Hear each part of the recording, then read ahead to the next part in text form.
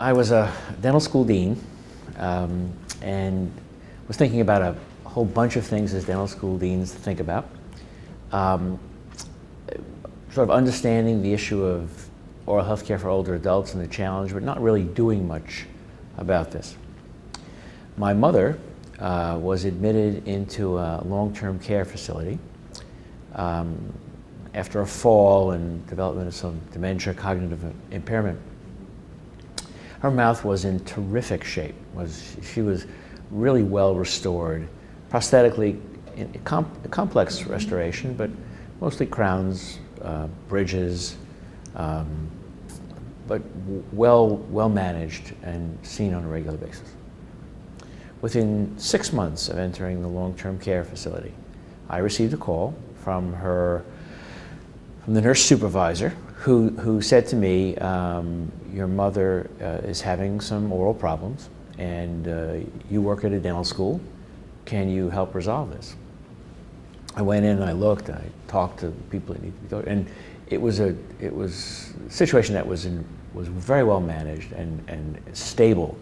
Had broken down terribly. I think a lot of it had to do with change in medications, xerostomia, lack of oral hygiene on her part and on the provider's part, the people who were taking care of her on a day-to-day basis. And it necessitated multiple extractions and a variety of care. And I said to them, I know that you have a dental facility here. Can I speak to the dentist? And I did. And just said, I can't do much for her. And she said to me, you run a dental school, you do something. And I began to realize that, so A, it became an issue for me. And if I, who was in a position to help, really could not help, we had to take her out and get her to a facility where she could be treated. What is the person who has a relative, a parent, an uncle, a brother who's in a long-term care facility, who has no relationship to the dental profession or is not part of a dental school, what are they faced with?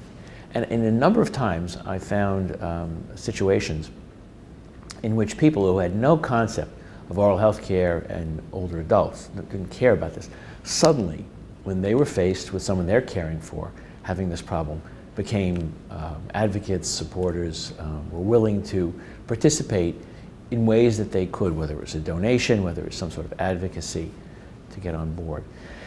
And this all led to my development of an interest in this. And at first it was more so as the policy side, but now in keeping with my other interest in NCDs and the relationship of oral health and diabetes mellitus, cardiovascular disease, it sort of has come together to really show how important this all is and how there is an awareness problem, but I think people who are caregivers will become more aware as the people they're caring for are faced with these problems.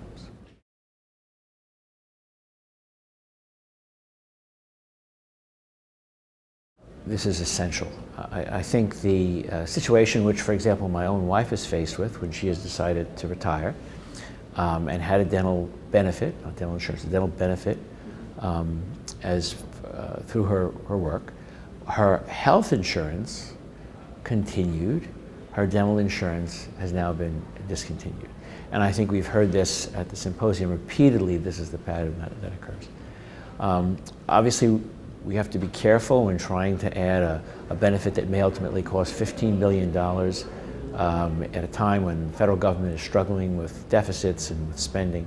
We've got to be careful that this is well designed, well thought out, appropriate, but provides the level of care that is necessary with a focus on prevention.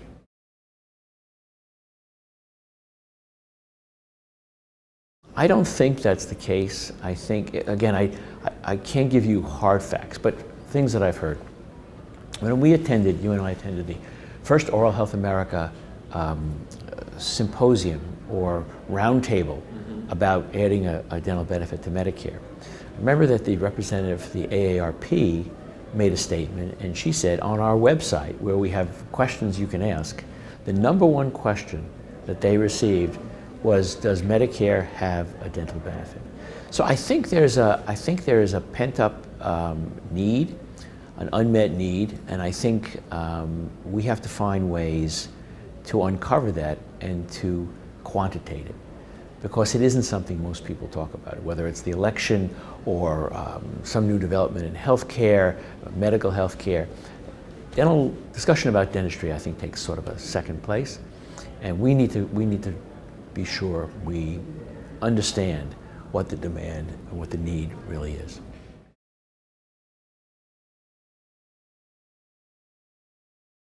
To me, it was the fact that the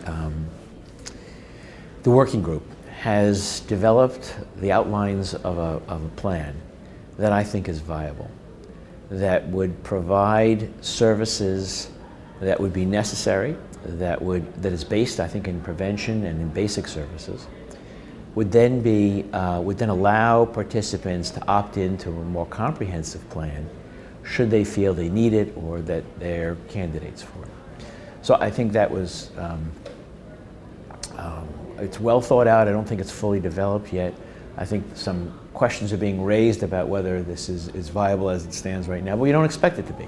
We expect it really to go through iterations and eventually get to a point of acceptance by the people in this room, and then ultimately take it to people who we need to have a discussion with.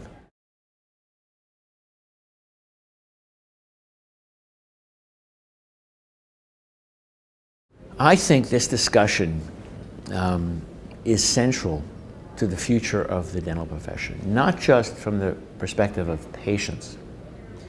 No question that there's this wave of older adults who are attaining teeth are going to need services. But we as a profession have to decide, where do we want to go? And I think as we begin to appreciate and care for, appreciate the need and care for the patients who have that need, then the academic side, the practice side, the policy side will all change and bring the profession into move the direction in a direction that will define our future as closer aligned to healthcare in general. Example I can give you, and I mentioned this in the talk I gave this morning, that one of the advantages is as we are treating, as our colleagues and all of us are treating more people with chronic diseases, we'll become more involved in that care, including identification, let's say, of poorly managed diabetes mellitus, or a person who is at risk for cardiovascular disease, some sort of specific event, by doing some very simple tests and evaluations in the office. So for me, that is where we're headed, where our research is headed, but I think will foretell very good things for the profession. I don't believe that the profession continues the way it is now, focus on the technical side, and we do some marvelous things from the technical perspective. If we focus only on that I think will continue to be marginalized, as opposed to the opportunity we have now with the aging population, with their oral health care needs, of being brought back much more into the mainstream, or being brought into the mainstream. What we're discussing today and what many of us have written about and spoken about will demand us to change from within in terms of our educational system, in terms of our licensure system and accreditation system. We have to think about doing things differently. It cannot just be about the technical side. We do that beautifully. We can provide remarkable level of care. We can recreate nature, I think, better than any other healthcare discipline.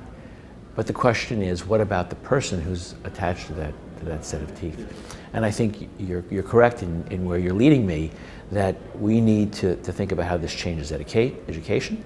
How does this change accreditation? How does this change the way we work with other healthcare providers? How does it change the way we work within the profession among the oral healthcare providers? What should the dentist be doing? What should the dental hygienist be doing?